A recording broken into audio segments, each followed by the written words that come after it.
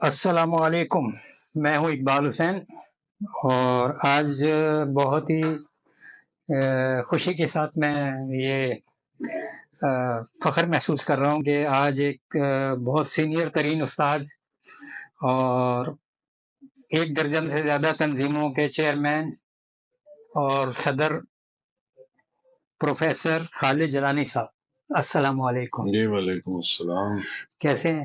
شکر الحمد تو آپ ذرا کچھ اپنے تدریسی کیریئر کے بارے میں کچھ بتائیں۔ جی میں نے کراچی یونیورسٹی سے جنرل ہسٹری ڈپارٹمنٹ سے ایم اے کیا تھا 1984 میں، تو اس کے بعد واپس ہم سرگودا شفٹ ہو گئے، تو نومبر 86 میں میری ایڈہاک اپوائنٹمنٹ ہو گئی بطور ہسٹری لیکچرر کے، اور نومبر 87 میری باقاعدہ سلیکشن ہو گئی، اور میری پہلی پوسٹنگ گورنمنٹ انٹر کالج لالا موسیٰ میں تھی۔ جب میری سلیکشن ہوئی تو میں گورنمنٹ ڈگری کالج بلوال گیا، لیکن وہاں صرف 3 ماہ قیام کے بعد مجھے اپنا ہوم اسٹیشن گورنمنٹ کالج جوہر آباد مل گیا، اور اس کے بعد میری تقریباً ساری سروس جوہر آباد اسٹیشن گورنمنٹ کالج جوہر آباد سے ہی ہے۔ وہاں پر میں لیکچرر سے اسسٹنٹ پروفیسر ہوا، اسسٹنٹ پروفیسر سے ایسوسیٹ پروفیسر ہوا، اور اسی عہدے پر میں ریٹائر ہوا، اور تقریباً 2 سے 3 دہائیوں تک میں صدر شعبہ تاریخ اپنے کالج کا رہا ہوں۔ اور دیگر تنظیمیں میں نے دیکھا آپ کے بایو میں کہ تنظیموں کا ذرا سا کچھ۔ اس میں یہ تھا کہ ایم اے کر کے ملازمت کی تلاش تھی، تو ملازمت وہ ایجوکیشن میں مل گئی، شوقی ایجوکیشن میں جانا نہیں ہوا تھا، لیکن جب پڑھانا شروع کیا تو کچھ چیزیں سمجھ میں آنا شروع ہوئی۔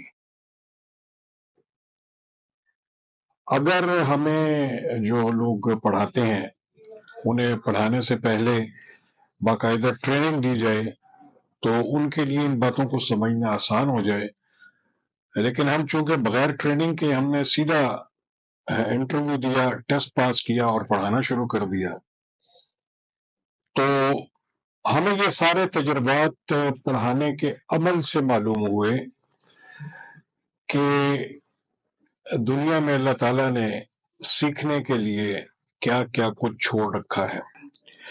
جب آپ سیکھنے کے عمل میں شامل ہو جاتے ہیں تو پھر سیکھنا اور سکھانا یہ 2 مراحل ہوتے ہیں۔ خوش قسمتی سے تدریس کے پیشے سے ہی تعلق بنا، روزگار کا ذریعہ بنا، تو پڑھائی جو ہمارے اداروں میں ہوتی ہے وہ ایک سلیبس کے مطابق ہوتی ہے، تو ذہن میں یہ تسلیم کیا کہ جو کچھ ہمارے سلیبس میں ہے وہ سب کچھ نہیں ہے، اس سے زیادہ معلومات ہمیں اپنے طالب علم کو پہنچانا چاہیے۔ تو اس کے لیے پھر میں نے دیگر جو پلیٹ فارمز تھے ان میں شرکت کی، اکثر پلیٹ فارم خود ہی بنائے، ان میں کام کیا، اور ان کا مقصد صرف ایک ہی تھا کہ سیکھا جائے اور سکھایا جائے۔ تو اس کے لیے جو میرا مین مرکزی کام رہا وہ سروس کے بعد بھی جاری ہے، اور وہ ہے نظریہ پاکستان فورم کا۔ میں گزشتہ 3 دہائیوں سے اپنے ضلع کا پریزیڈنٹ ہوں، اور اس فورم کے ذریعے ہم نظریہ پاکستان کی اہمیت سلیبس کے علاوہ، چونکہ یہ ایک باقاعدہ ٹرسٹ ہے، نظریہ پاکستان ٹرسٹ لاہور میں اس کا صدر دفتر ہے، نوائے وقت کے مشہور و معروف صحافی مجید نظامی صاحب نے اس کی ابتدا کی تھی۔ تو اس کے ذریعے نوجوان نسل کو نظریہ پاکستان کی اہمیت اور اس کی اصل حقیقت پہنچانے کا کام گزشتہ 2-3 دہائیوں سے جاری ہے۔ اس کے علاوہ ہم نے ایک تھنکرز فورم بنایا تھا، ہمارے آس پاس کے جتنے مسائل و معاملات ہوتے ہیں ان پر غور کرنے کے لیے سوسائٹی کا جو پڑھا لکھا طبقہ ہے وہ بیٹھ کر اپنے آس پاس ارد گرد کے مسائل پر غور کرے۔ ممکن ہے کہ وہ اس کا کوئی حل تجویز کرنے تک پہنچ جائیں، اور ایسا ہوا بھی۔ پھر ایک اور تنظیم کا میں ذکر خاص طور پر کروں گا، رموز تنظیم ہم نے اپنے ضلع میں قائم کی، جو فروغ ادب و فنون، اور اس تنظیم کے تحت ہم نے ضلع بھر میں ادبی، تنقیدی، علمی نشستیں، خاص طور پر جشن خوشاب کے سلسلے میں جو مشاعرے ہوتے ہیں اس کا انعقاد رموز کے ذریعے ہی کیا جاتا ہے۔ اور خاص طور پر جو نوجوان طبقہ ہے علم و ادب کا، شائق، خاص طور پر شاعری کے میدان میں یا نثر لکھنے کے میدان میں، ان کی حوصلہ افزائی ہمارا مطمع نظر تھا، اور اس میں ہم کافی حد تک کامیاب رہے ہیں۔ اچھا سر، میں آپ کے کچھ اسٹوڈنٹس ہیں جنہوں نے مجھے کچھ سوالات بھیجے تھے، تو میں آپ کو وہ سوالات پڑھ کے سنا دیتا ہوں۔ ان میں زیادہ تر لوگوں نے سوال کیا ہے کہ نظریہ پاکستان کی تعریف کیا ہے۔ پہلا سوال یہ کیا، نظریہ پاکستان کی اہمیت کیا ہے؟ اور خاص طور پہ نوجوان جو ہیں انہوں نے نوجوان نسل کے لیے نظریہ پاکستان کو جاننا اور اس سے وابستگی کا سوال کیا ہے۔ پاکستان کیوں بنا اور اس ریاست کا مستقبل کیا ہے؟ یہ وہ سوال تھے جو آپ کے اسٹوڈنٹس نے مجھے بھیجے ہیں۔ تو کائنڈلی آپ ذرا اس پہ ایک بریف جو ہے نا وہ دے دیں۔ سب سے پہلے تو ہم لفظ نظریہ کے بارے میں جان لیں۔ دنیا میں 2 قسم کے نظریات پائے جاتے ہیں۔ ایک نظریہ ہے جو یا قومیت کے حوالے سے ہم اس کو جانتے ہیں۔ ہم چاہتے ہیں، یا دنیا میں بہت ساری اقوام چاہتی ہیں کہ ان کی پہچان ان کی قوم کے حوالے سے ہو، ان کے علاقے کے حوالے سے انہیں جانا جائے، ان کی زبان کے حوالے سے انہیں جانا جائے، ان کے جغرافیے کے حوالے سے انہیں جانا جائے۔ لیکن دنیا میں ایک اور نظریہ جو غالباً تمام نظریات سے محفوظ ہے، مضبوط ہے، اور وہ ہے کہ ہم اپنے ایمان کے حوالے سے اپنی پہچان بنائیں۔ حضرت شاعر مشرق علامہ اقبال رحمۃ اللہ علیہ نے بھی وطنی قومیت کی بجائے ایمانی قومیت کو اپنے منصوبہ پاکستان کی بنیاد بنایا، اور یہ بات بالکل جائز ہے، برحق ہے کہ جب مسلمان کلمہ توحید پڑھ لیتا ہے تو اس کا تعلق دنیا کے کسی بھی حصے سے ہو، کسی بھی قوم سے ہو، کسی بھی رنگ سے ہو، کسی بھی زبان سے ہو، وہ ایک لڑی میں مسلمان ہونے کی حیثیت سے وہ شامل ہو جاتا ہے۔ اور جیسا کہ خطبۃ الوداع میں نبی کریم صلی اللہ علیہ وآلہ وسلم نے خود فرما دیا اللہ کے حکم سے کہ اب آپ کے اعمال پر آپ کو سب کچھ ملے گا، آپ کے رنگ پر، آپ کے خاندان پر، آپ کی حیثیت پر نہیں، بلکہ آپ کے تقوی پر آپ بے شک کا آپ کو تولا جائے گا، اور جو اس پیمانے پر پورا اترے گا وہی آخرت میں کامیاب ہوگا۔ تو یہ 2 قسم کے نظریات دنیا میں پائے جاتے ہیں۔ تو نظریہ جو ہے وہ ہر انسان کی ضرورت ہے۔ اب وہ کس قسم کا نظریہ اختیار کرتا ہے، اس میں خاص طور پر میں مسلمانوں کو خوش قسمت تصور کرتا ہوں، چونکہ وہ آخری شریعت کے ماننے والے ہیں۔ اللہ رب العزت نے جو آخری ضابطہ حیات قرآن مجید کی شکل میں انہیں بھیجا ہے، اس کے ذریعے ہمیں اس کی زیادہ معلومات ملتی ہیں۔ اقبال صاحب، ہم مسلمان، اب ہم چونکہ اپنے نظریے کی طرف آتے ہیں، ہم مسلمان جو ہماری زندگی ہوتی ہے اس میں دو اٹل حقیقتیں ہوتی ہیں، تیسری نہیں ہوتی، دو اٹل حقیقتیں ہیں۔ پہلی اٹل حقیقت ہمارا دین ہوتا ہے۔ بے شک۔ اب دین کیا ہے؟ اس کا سب سے آسان فارمولہ ہمارے سامنے لا الہ الا اللہ محمد رسول اللہ ہے۔ اللہ ایک ہے، اس کے سوا عبادت کے لائق کوئی نہیں، اور محمد صلی اللہ علیہ وآلہ وسلم اللہ کے آخری رسول ہیں۔ یہ ایک الگ بحث ہے کہ نبی کریم صلی اللہ علیہ وآلہ وسلم کے پردہ فرما جانے کے بعد آج کے زمانے تک 1450 سال یا 1500 سال گزر جانے کے بعد اس دین پر عمل کرنے والے مسلمانوں کی کیا حالت ہے۔ ایک بات یاد رکھنے والی ہے کہ چونکہ یہ الہامی دین ہے اور یہ دین قرآن مجید کی شکل میں بھیجا گیا ہے، اس آخری کتاب کی حفاظت اللہ رب العزت نے اپنے ہاتھ میں رکھی، کیونکہ گزشتہ جو مذاہب تھے، جو دین تھے اور ان کی جو الہامی کتابیں تھیں، ان میں اتنی تعریفات ہوئی کہ یہ اللہ رب العزت نے اس آخری کتاب کو اپنی تحویل میں، اپنی حفاظت میں لیا۔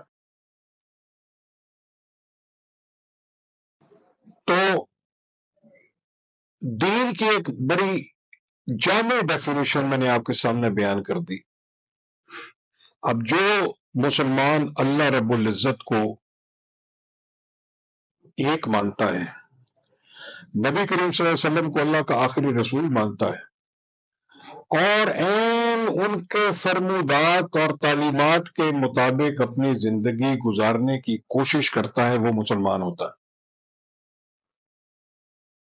جیسا کہ میں نے پہلے عرض کر دی کہ یہ ایک الگ بحث ہے کہ آج 1450 سال 1500 سال گزر جانے کے بعد جو ایک بہت بڑی تبدیلی ہم دیکھ رہے ہیں، وہ یقین جانے اسلام میں نہیں ہے، وہ مسلمانوں میں ہے۔ میرا اشارہ جو اس 1500 سال میں ہم نے سب سے زیادہ جس مسئلے کا سامنا کیا ہے، وہ فرقہ بندی ہے۔ تو یہ ایمان کامل ہے کہ ایک وقت آئے گا جب مسلمان اس ساری مشکلوں کو اور صعوبتوں کو عبور کر لے گا اور پھر واپس لا الہ الا اللہ محمد رسول اللہ پر چلا جائے گا۔ تو یہ ایک اٹل حقیقت ہے کہ ہم اپنے دین سے کبھی بھی اس کو ماننا نہ ماننا ایک الگ چیز ہے، ہم اس سے چھوڑ نہیں سکتے۔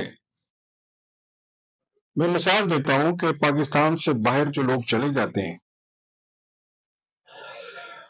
بیرونی ممالک میں، مغرب کی طرف، امریکہ کی طرف، جب وہ ان کا آخری وقت اپنے وطن جانا ہے، وطن میں جا کر دفن کرنا، بالکل یہی بات جب ہمارا آخری وقت ہوتا ہے تو ہم فوراً کلمہ پڑھنے کی کوشش کرتے ہیں، اپنے اصل کی طرف جانے کی کوشش کرتے ہیں۔ انشاءاللہ وہ وقت آئے گا جب ہم اپنی زندگیوں میں ہی اس دین کی طرف واپس پلٹیں گے۔ ہاں، کافی اویئرنیس ہے ابھی، کیونکہ میڈیا نے بہت زیادہ اویئر کیا ہے اس معاملے پہ، تو اس میں بڑی اچھی پیش رفت ہوئی ہے۔ اقبال صاحب، آج کے دور میں جو جدید دور کے مفسرین ہیں، اور خاص طور پر میں آپ کے علم میں اضافہ کروں، میں اپنا تجربہ بیان کرتا ہوں کہ میں نے پینٹ کوٹ پہنے ہوئے شخص کو جو دین کی بات کرتا ہے اس کو زیادہ عمدہ طریقے سے مناسب مدلل گفتگو کرتے ہوئے سنا ہے۔ اکثر ان لوگوں کو جو کلین شیو ہوتے ہیں، میری طرح میں بھی کسی زمانے میں کلین شیو تھا، تو یعنی ہم نے اس کو اپنے دین کو جو ایک آفاقی دین ہے اس کو ہم نے چند چیزوں تک محدود کر دیا، بالکل، کہ ایک مخصوص حلیے کا شخص دین کے بارے میں بتا سکتا ہے، تنگ نظری جو ہے وہ غالب ہے، غالب آ گئی۔ آپ یہ دیکھیں جو ہمارے علماء کرام ہیں، کسی بھی مسلک کے لے لیں، ان کا ڈریس دیکھ لیں آپ، وہ ڈریس 12ویں صدی کا ڈریس ہے۔ اس زمانے کے علماء یہ ڈریس استعمال کرتے تھے، ایسی بندش لگی کہ ڈریس تو نہیں ہے اور ڈریس کے ساتھ ساتھ سوچ بھی ہوئی، یعنی وہاں پہ آ کے رک گئے ہم، اور وہ رکاوٹ کیوں ہوئی؟ وہ اس لیے کہ ہم نے اس چیز پر غور کرنا چھوڑ دیا کہ اللہ رب العزت نے قرآن میں ہمارے لیے کیا رکھا ہے، اس کو جاننے کی جستجو ہم نے چھوڑ دی، اور اس کے بعد ہم نے ایک راستہ پکڑا کہ ہم قرآن کو صرف پڑھیں گے اور یاد کریں گے۔ ہم یہ کوشش نہیں کریں گے کہ اس قرآن میں اللہ رب العزت نے ہمارے لیے کیا کچھ رکھ چھوڑا ہے۔ اس سے پہلے جب یہ کوشش کی گئی، دنیا کی جو سمجھا جاتا ہے کہ سائنس بہت بڑی چیز ہے، حالانکہ میرے ایک استاد محترم کا قول ہے کہ سائنس تحقیق ہے، تحقیق کا نام ہے، کتاب تحقیق ہے، قرآن کتاب کائنات ہے، مدر بک ہے، بالکل، سائنس اس کا ایک جز ہے، وہ کل نہیں ہے، بالکل، کتاب تحقیق ہے، اپنی جگہ اس کی اہمیت مسلم ہے، علم جاننا، اور خاص طور پر جب آپ آخری زمانے کے علم کو دیکھیں گے تو اس میں آپ کو فزکس کو دیکھنا پڑے گا، فزکس کے اصولوں کو دیکھنا پڑے گا، بہت ساری چیزیں فزکس کے اصولوں پر قدرت کی چل رہی ہیں، ہمیں وہ فزکس کے ذریعے سمجھ میں آئیں گی۔ تو یہ جو ہماری پہلی حقیقت ہے وہ ہمارا دین ہے، بالکل،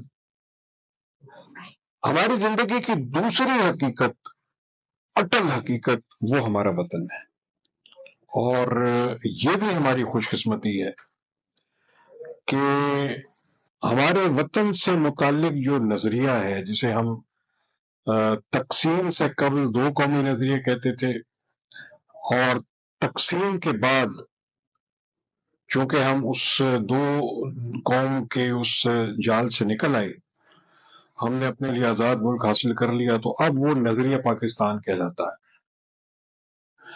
یہ جو نظریہ پاکستان ہے، یہ اس کے پیچھے بھی دراصل نظریہ اسلام کار فرما ہے، کیونکہ ہمارا ملک جو ہے وہ کلمے کی بنیاد پر عہد جدید کی واحد ریاست ہے، بلکہ دنیا کی تاریخ کو آپ دیکھ لیں، ریاست مدینہ کے علاوہ یہ واحد ریاست ہے جو کلمے کی بنیاد پر قائم ہو رہی ہے۔ تو اب جب یہ قائم ہو رہی ہے تو اس کے چند مقاصد تھے، جن مقاصد کے تحت یہ ریاست قائم ہوئی۔ اس میں دیکھنے والی چیز یہ ہے کہ ریاست پاکستان قائم ہو رہی ہے 14 اگست 1947 کو، ٹھیک 9 ماہ کے بعد جنون 1948 میں بھی ایک ریاست قائم ہوئی جسے ہم اسرائیل کہتے ہیں، اور قائد اعظم نے اسے مغرب کا ناجائز بچہ قرار دیا تھا۔ تو اس کا ذکر اس لیے ضروری سمجھا کہ قیام پاکستان کا جو مقصد ہے وہ یہ نہیں ہے کہ صرف ایک ملک بن گیا، بلکہ اس کے پیچھے اگر آپ جائیں، اور میں اپنے نوجوانوں کو ضرور آج کی اس ویڈیو کے ذریعے پیغام دینا چاہوں گا کہ نبی کریم صلی اللہ علیہ وسلم کا حکم ہے کہ آخری زمانے کے لوگ آخری زمانے کے علم کو جانیں۔ اگر وہ آخری زمانے کے حالات معاملات کو جاننا چاہتے ہیں تو ضروری ہے کہ وہ آخری زمانے کے علم کو جانیں۔ انگریزی میں اس کو کہتے ہیں ایسکٹالوجی۔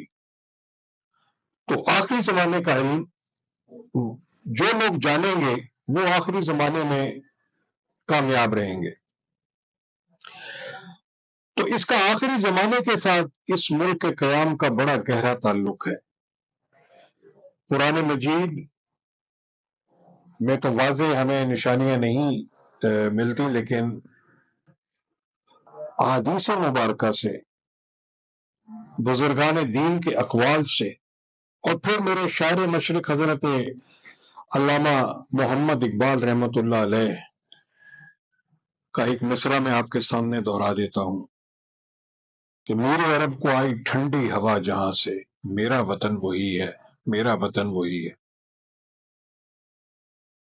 خطہ بر صغیر سے نبی کریم صلی اللہ علیہ وسلم کو ایک خاص انس رہا ہے،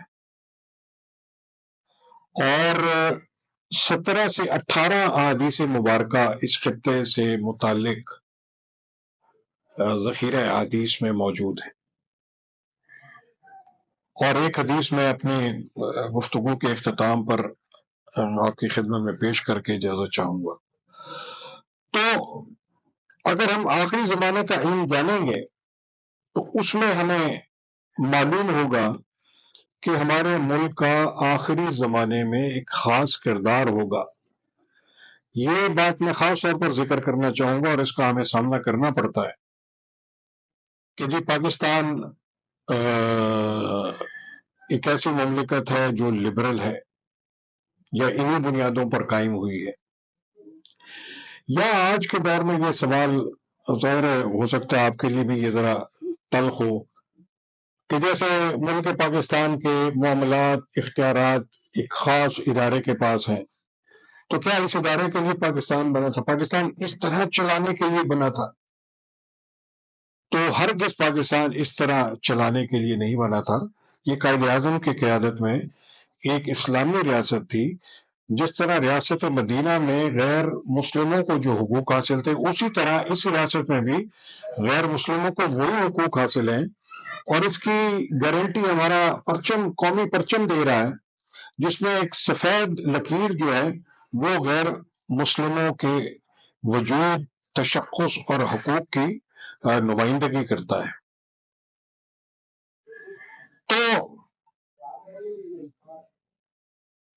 پاکستان جس مقصد کے لیے بنا تھا، بے شک بحیثیت قوم ہم اس مقصد سے دور ہو گئے ہیں، اور اس لیے ہو گئے ہیں کہ ہمارا مطمع نظر اب اللہ کا دین نہیں رہا، بلکہ ہم اپنا جو ہم نے جیسا کہ میں نے شروع میں اس کے قرآن میں تو تحریف ممکن نہیں ہے، لیکن اس کی تشریحات، تفسیرات اور تراجم میں جو کچھ ہم نے کرنے کی کوشش کی ہے، اس کے نتیجے میں سوسائٹی میں ایک کٹ آیا ہے، سوسائٹی تقسیم ہو گئی ہے۔ لوگ کہتے ہیں کہ جی معاشی طور پر پاکستان مضبوط ہوگا۔ پاکستان اس وقت مضبوط ہوگا جب پاکستان کا شہری جذبہ ایمان سے معمور ہو جائے گا۔ اللہ رب العزت کے لیے جو اپنی جان قربان کرتا ہے، اسی طرح اپنے وطن کے لیے جو اپنی جان قربان کرتا ہے، وہ جب نعرہ تکبیر بلند کرتا ہے تو اس کے اندر ایک ایسی روح آ جاتی ہے کہ اسے سوائے شہادت کے اور کوئی چیز نظر نہیں آتی، اور وہ اپنے دین، اپنے رب، اپنے رسول صلی اللہ علیہ وآلہ وسلم اور اپنے وطن کے لیے اپنی جان کو قربان کر دینا زندگی کا سب سے قیمتی فریضہ سمجھتا ہے، اور جان قربان کر کے شہادت کے درجے کو پہنچ جاتا ہے۔ تو معاشی استحکام ضروری ہے، علمی استحکام ضروری ہے، لیکن اس کا ہرگز یہ مطلب نہیں ہے کہ ہم اس جگہ پر کبھی رہے نہیں. ہم رہے ہیں، ہم نے دنیا پر رول کیا ہے، لیکن یہ دنیا کی تاریخ کو آپ دیکھ لیں کہ ایک قوم کبھی بھی مستقل سپر پاور نہیں رہتی. ایک سپر پاور ہوتی ہے، وہ اپنی ڈرائیونگ سیٹ خالی کرتی ہے، دوسری قوم آ جاتی ہے، لیکن اس کا ہرگز مطلب یہ نہیں ہوتا کہ سپر پاور ہی دنیا ہے. سپر پاور تو ایک ہوتی ہے، دو ہوتی ہیں، اور باقی پوری دنیا ان کے سامنے ہوتی ہے. تو ہر کوئی اپنی زندگی گزار رہا ہوتا ہے، کچھ کم وسائل میں ہمارے آس پاس دیکھ لیں، سب امیر نہیں ہیں، سب غریب بھی نہیں ہیں، سب اچھے نہیں ہیں، سب برے بھی نہیں ہیں. تو یہ قدرت کا نظام ہے، نیکی اور بدی، دن اور رات. تو یہ ساتھ ساتھ چلتے ہیں، کبھی نیکی آگے نکل جاتی ہے، کبھی بدی آگے نکل جاتی ہے. یہی تو سمجھنے کے لیے اللہ رب العزت نے انسان کو پیدا کیا، اسے اپنا خلیفہ بنایا، اس پر مختلف کتابیں بھیجی، یہاں تک کہ آخری کتاب بھیج دی قرآن مجید فرقان حمید کی شکل میں. تو یاد رکھیں، یہ جو ہمارا وطن ہے، یہ اس نظریہ اسلام کی دین ہے. آخری بات میں اپنے نوجوانوں سے کہوں گا کہ کیا دنیا کی باقی اقوام، چاہے ان میں غیر مسلم اقوام کو بھی آپ شامل کر لیں، کیا جب ان کی ٹیم کسی اولمپک مقابلے میں جیتتی ہے اور ان کا قومی ترانہ بجتا ہے، ان کا پرچم بلند ہوتا ہے، تو کیا اس ٹیم کے فرد کی آنکھوں میں آنسو نہیں آ جاتے؟ اب یہ آنسو لانے والا جذبہ جو ہے، یہ اس کی اپنے وطن سے محبت ظاہر کر رہا ہوتا ہے. تو جب وہ لوگ جن کی جو وطن پر یقین رکھتے ہیں، وطنیت پر یقین رکھتے ہیں، قومیت پر یقین رکھتے ہیں، جغرافیے پر یقین رکھتے ہیں، ان کا پرچم جب بلند ہوتا ہے، وہ اپنا ترانہ پڑھتے ہوئے ان کی آنکھوں میں آنسو آتے ہیں. تو ہمارا تو وطن ایک آفاقی نظریے پر، اسلام کی بنیاد پر قائم ہے. تو میں اپنے نوجوانوں سے اپنے گفتگو کے اختتام پر یہ ضرور گزارش کروں گا کہ خود پر، اپنے وطن پر، اپنے دین پر، اپنے اس پرچم پر، اپنے ملک سے جڑی ہر چیز پر فخر کرنا سیکھیں. بالکل، ماشاء اللہ. کیونکہ ہم جس دین کے پیروکار ہیں، وہ دنیا کا آخری ضابطہ حیات ہے. ہم جس نبی صلی اللہ علیہ وسلم کے ماننے والے ہیں، وہ دنیا کے آخری نبی ہیں، وہ تمام نبیوں کے سردار ہیں، ان کے بعد کسی نبی نے نہیں آنا. ہم جس ملک میں رہتے ہیں، وہ اللہ کی مشیت سے بنا ہے، اس کا آخری زمانے میں ایک کردار ہے، اور انشاءاللہ وہ اپنا کردار ادا کرے گا. اور وہ اس صورت میں ہوگا کہ میرے نوجوان تعلیم حاصل کریں. تعلیم حاصل کرنے کے بعد جب عملی زندگی میں جاتے ہیں، تو اپنے کام کو جذبہ جہاد سمجھ کے کریں. اپنی تعلیم جب وہ حاصل کرتے ہیں تو سمجھے کہ ہم جہاد کر رہے ہیں. پریکٹیکل لائف میں جو کام آپ کرتے ہیں، سمجھے کہ ہم جہاد کر رہے ہیں. اور ان تمام چیزوں پر، اس پرچم پر، اس قومی ترانے پر، پاکستان پر، اس کی استقامت کے لیے جب تک ہم اس پر فخر نہیں کریں گے، ہم اپنا وہ مقام حاصل نہیں کر سکیں گے جس کے لیے ہم نے پاکستان بنایا. لاکھوں قربانیاں دی، مالی قربانیاں دی، ہم نے جسمانی قربانیاں دی، اور یقیناً یہ ایک عظیم مقصد کے لیے قربانیاں دی. تو انشاءاللہ وہ وقت ضرور آئے گا جب پاکستان اس راستے پر چل پڑے گا جس مقصد کے لیے یہ ریاست قائم ہوئی تھی. جیسا کہ میں اس سے قبل اپنی گفتگو میں یہ بات کر چکا کہ میں آخر میں ایک حدیث مبارک آپ کے سامنے مفہوم اس کا پیش کرتا ہوں، اور یہ صحیح حدیث ہے. نبی کریم صلی اللہ علیہ وآلہ وسلم کا فرمان مبارک ہے کہ سندھ کے اہل حق ہند کے اہل کفر کو تہہ تیغ کر کے شام میں مریم کے بیٹے کے لشکر سے جا ملیں گے. یہ ہے پاکستان کا مستقبل. پروفیسر صاحب بہت شکریہ، آپ نے اپنا قیمتی وقت دیا اور آج ہماری معلومات میں بہت اضافہ ہوا. ہم تہہ دل سے آپ کے شکر گزار ہیں اور انشاءاللہ آپ کے علمی سے ہم آگے بھی جو ہے مستفید ہوں گے اور کبھی دوبارہ آپ کو زحمت دیں گے. جب بھی آپ یہاں پاکستان اپنا کراچی آئیں تو ہم سے ضرور ملیے گا. انشاءاللہ. بہت شکریہ جناب. آپ کا بہت بہت شکریہ جی. اللہ حافظ.